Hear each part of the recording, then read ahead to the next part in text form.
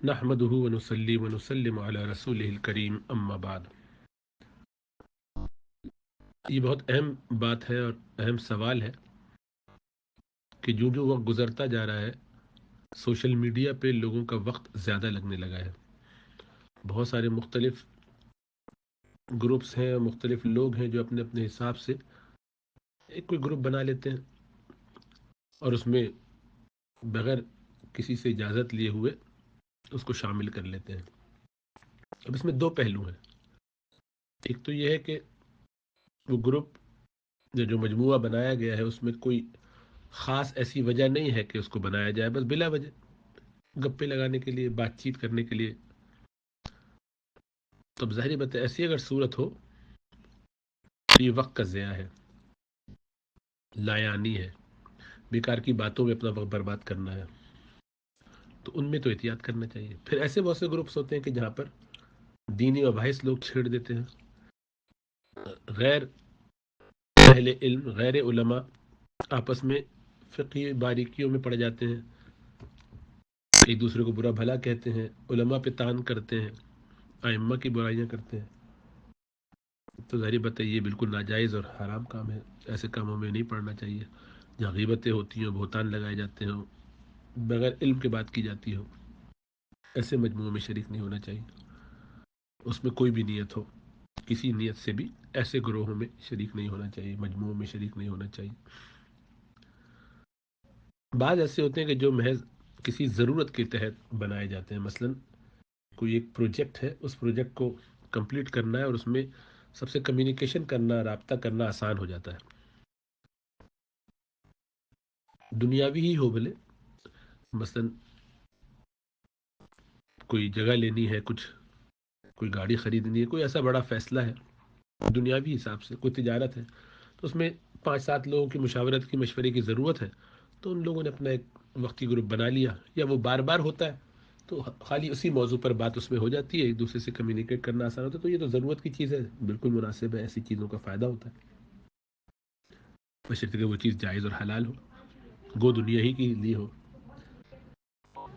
اور بعض ایسی چیز ہوتی ہے کہ جن کا تعلق آخرت سے ہوتا ہے اور وہ ہمیں فائدہ بھی دیتی ہیں. دینی ایسے مجموعے کہ جس میں کچھ مسائل ڈسکس کی جاتے ہیں، پوچھے جاتے ہیں، سیکھا جاتا ہے، سکھایا جاتا ہے. وقت برباد نہیں ہوتا، کام کی چیزیں ہوتی ہیں. ہو سکتا ہے کہ ہر بات اس میں ہر ایک کے لیے کام کی نہ بھی ہو، لیکن عمومی طور پر تو ظاہری بات ہے کہ اس میں فائدہ ہے. ایسے مجموعوں میں شریک رہنا چاہیے کہ جس سے کچھ نہ کچھ فائدہ حاصل ہوتا ہے. لیکن اگر لگتا ہو کہ اس میں وقت بہت برباد ہو جاتا ہے تو ایسے بہت سارے مجموعوں میں شریک نہیں ہونا چاہیے. اس اتنے ہی میں یا اس ہی میں ہونا چاہیے کہ جس میں نفع زیادہ ہو، وقت برباد نہ ہو، اور کام یا باتیں، اچھی اچھی باتیں جو بتائی جا رہی ہو شریعت کے مطابق، وہ اوتھینٹک سورسز سے آتا ہو. اس کے علاوہ ایک ہوتا ہے سوشل سرکل، فیملی کا سرکل، جس میں رشتہ دار آپس میں ایک دوسرے سے حال احوال کے لیے کوئی مجموعہ بناتے ہیں، جس سے اطلاع رہے، خیر خبر رہے، معلومات رہے. خبر گیری چونکہ ضروری ہے. تو اگر اس میں کوئی خلاف شرع کام نہ ہوتا ہو، لوگ موسیقی کی چیزیں، گانے وغیرہ اور فلمیں، ڈرامے وغیرہ اور عورتوں کی تصویریں وغیرہ بے پردہ شیئر نہ کرتے ہوں، اور بلا وجہ کی ہنسی مذاق نہ ہوتی ہو، غیر محرموں کے درمیان بحث مباحثے اور اٹھ پٹانگ باتیں، چھچورا پن نہ ہوتا ہو، تو ایسے مجموعوں میں بھی اس ضرورت سے کہ خاندان کا جو حق ہے ایک دوسرے کی رعایت کا، ایک دوسرے کی صلہ رحمی کا، وہ اس سے ادا ہوتا رہے، اطلاع رہے، تاکہ کبھی کسی کی کوئی مجبوری، کوئی پریشانی کی اطلاع ملے تو اس میں آدمی غیروں کی طرح نہ ہو، بلکہ پہلے سے معلوم ہو اور اس میں وہ اس کے ساتھ شریک ہو. اسی طرح کوئی خوشی کی خبر ہوگی تو اس میں بھی وہ شریک ہو سکے گا. ایک تو یہ مختلف قسمیں ہو گئیں. تو یا تو دنیاوی ہوگا مجموعہ یا دینی ہوگا. تو دنیاوی اگر ہے تو وہ کسی ضرورت کے تحت ہے اور حلال طریقے سے جائز حدود میں رہ کے ہو رہا ہے، وہ ضرورت بھی ہے تو اس میں شامل ہونا چاہیے. جائز ہے لیکن بیکار ہے، ضرورت نہیں ہے اس کی، بس ہے بلا وجہ کی باتیں. مثلا میرے فیلڈ ہے لنگ، پھیپھڑوں کے امراض، اور وہ دل والوں نے اپنا ایک بنایا ہوا، تو مجھے اس سے کیا لینا دینا. کا دکا کوئی باتیں کام کی پتہ چل بھی جائیں گے تو اس سے فرق کیا پڑے گا، بہت وقت برباد ہو. تو ایسے ہی مجموعے میں داخل ہونے کا کوئی فائدہ نہیں، کیونکہ اس میں بہت ساری باتیں آئیں گی اور وقت بلا وجہ برباد ہوگا، کیونکہ اس سے آپ کا ڈائریکٹ کنسرن نہیں ہے، وہ جائز ہے. اور اگر دینی ہے تو دینی میں یہ کہ کوالیفائڈ لوگ ہیں، اوتھینٹک لوگ ہیں، ٹرسٹ وردی لوگ ہیں تو بہت اچھا ہے. اور اگر نہیں، ایسے لوگ نہیں ہیں، عام لوگ ہیں اور وہ بحث مباحثے کرتے ہیں، اپنی اپنی باتیں پیش کرتے ہیں، تو ظاہری بات ہے ایسے لوگوں سے بالکل اجتناب کرنا چاہیے. ایسے کسی مجموعے میں نہیں ہونا چاہیے جہاں دینی عنوان پر کوئی بحث مباحثے ہوتے ہیں اور غیر عالم باتیں کرتے ہیں. وہ کتنے اچھا لگے، کتنے اپیلنگ ہو، کتنے اچھا انداز ہو، اس سے بچنا چاہیے. پھر وہ اگر دیندار لوگوں کی طرف سے یا دنیاوی طور پر ہمارے متعلقین میں سے کسی کی طرف سے ہو، لیکن تب بھی اگر اس میں کثرت ہونے لگے، بہت وقت لگنے لگے اور ضروری کام چھوٹ جاتے ہوں، نمازوں میں دل نہ لگتا ہو، بس قرآن کی تلاوت رہ جاتی ہے، تو ایسے مجموعوں سے بھی احتیاط کرنا چاہیے. اور اگر وہ خاندان سے متعلق ہے تو ظاہری بات ہے وہ بھی دینی پہلو اس میں ہو سکتا ہے، اس طور پر کہ صلہ رحمی ہوگی. تو جیسا بتایا اس میں ضرورت کی حد تک رہنے میں کوئی مذاکرہ نہیں ہے، بشرطے کہ اس سے وقت برباد نہ ہوتا اور غیبت، بیکار کی باتیں، گوسپس نہ ہوتی ہیں. اطلاع کے لیے، خیر خبر کے لیے. اب نکلنے کی وجہ ان میں سے کیا ہے کسی مجموعے سے یا کسی میں شامل نہ ہونے کی وجہ؟ ایک تو یہ ہو سکتا ہے کہ ہم بہت پارسا ہیں اور دوسرے ذرا بیکار لوگ ہیں، ہمارا وقت برباد کریں گے، اس لیے ہم ان سے کنارہ کشی اختیار کرتے ہیں. یہ کہ اس میں بہت سے لوگ ایسی باتیں کرتے ہیں کہ جو بظاہر ہم سے زیادہ علم لگتا ہے کہ ان کے پاس ہے، تو ایسا محسوس ہوتا ہے کہ ہمیں حسد ہوتا ہے، ان سے جلن ہوتی ہے، تکلیف ہوتی ہے. تو ہم اس لیے اس سے نکلنا چاہ رہے ہیں کہ ہم لوگوں پر یہ باور کراتے رہیں کہ ہم بہت متقی پرہیزگار ہیں اور ہمارا اس مجموعے میں ہونے سے وقت برباد ہوتا ہے، تو اس لیے ہم آپ کے ساتھ نہیں ہیں. اور اس کو دینی جواز بنا رہے ہیں، لیکن اصل میں اندر نفرت ہے، بغض ہے، حسد ہے، دوسروں کی ترقی سے کوئی ان کو خیر مل گئی اس سے پریشان ہو کر دل میں آگ لگی ہوئی ہے، جگر چھلنی ہے کہ ان کو یہ خیر کیسے مل گئی، ہمیں نہیں ملی.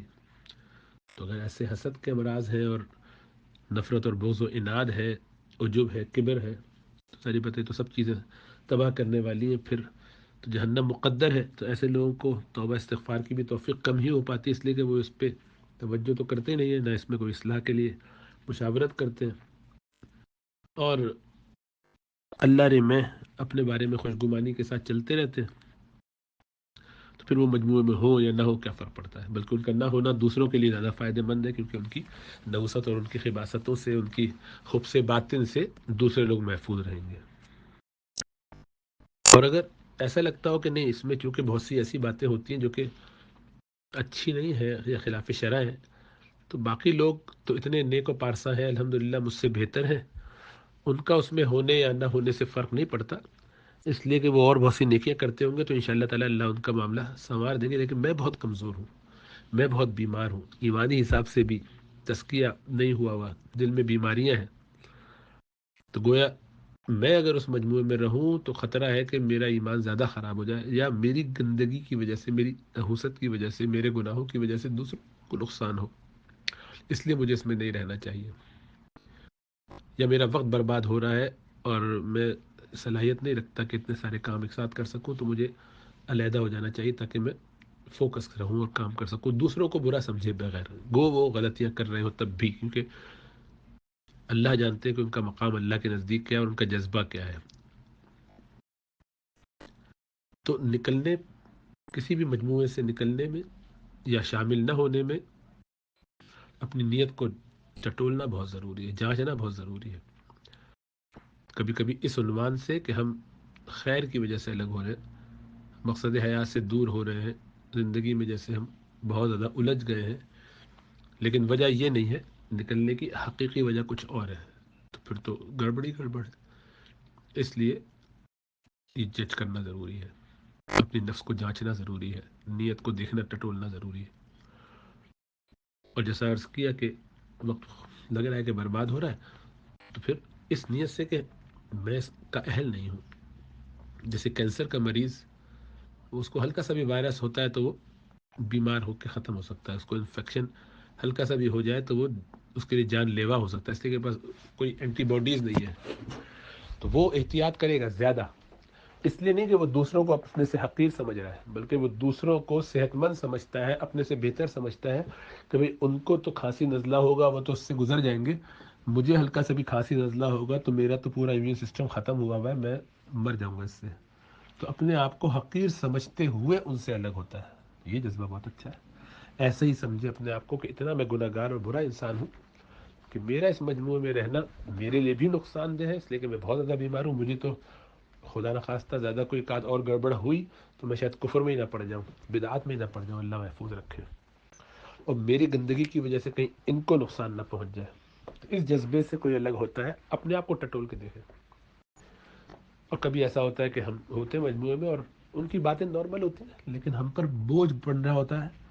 تو کبھی کبھی چونکہ وہ خاندان کے ہوتے ہیں، رشتہ دار ہوتے ہیں، دوست احباب ہوتے ہیں، جن سے تعلق ہوتا ہے، وہ ہمیں کچھ سمجھ کے، کچھ محبت کی وجہ سے، کچھ اپنا سمجھتے ہوئے جوڑنے کی کوشش کرتے ہیں.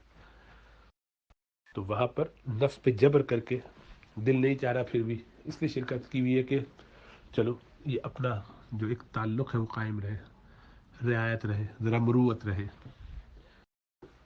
اور نفس پہ بوجھ پڑتا ہے تو اچھا ہے پڑے، تاکہ نفس قابو میں رہے، شرارتیں نہ کرے.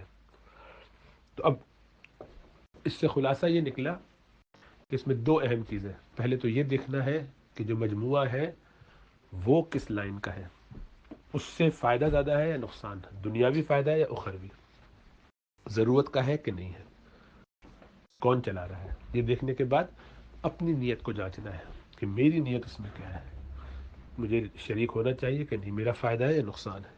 اس لیے اس معاملے میں اگر کسی سے مشورہ ہو جائے، سینئر سے جو جانتے ہوں، علماء سے، اہل اللہ سے، شیخ سے، اپنے استاد سے، اسی لیے شیخ کی ضرورت پڑتی ہے، پھر اس سے بات سمجھ میں آ جاتی ہے. وہ آپ کے نفس کو جانتے ہوئے آپ کو بتاتا ہے نہیں آپ کو یہ کرنا ہے، آپ کو یہ نہیں کرنا، بس بندہ قابو میں رہتا ہے. جب ٹریننگ ہو جاتی ہے تو خود سمجھ میں آ جاتا ہے کہ کہاں رہنا چاہیے، کہاں نہیں رہنا چاہیے. تو یہ بریف سی ایک گائیڈ لائن ہے. اس کے تمام چیزوں پر لمبی باتیں بھی کی جا سکتی ہیں، آپ خود غور کیجئے اور اپنے اپنے احوال کو جانچیے اور جانیے کہ کسی مجموعے میں اب خالص مثلا دین ہی کی بات کیے چلے جا رہے ہیں گھنٹوں گھنٹوں گھنٹوں گھنٹوں، تو یہ کوئی طریقہ نہیں ہے. ساری ذمہ داریاں اس کو چھوڑ کے یہ کام تھوڑی کر سکتے ہیں. تو اس میں بیلنس ہونا ضروری ہے. تو اس لیے اپنے احوال کو، اپنی کیفیات کو جانچتے ہوئے فیصلہ کرنا چاہیے. اللہ ہمیں سمجھ و شعور عطا فرمائے.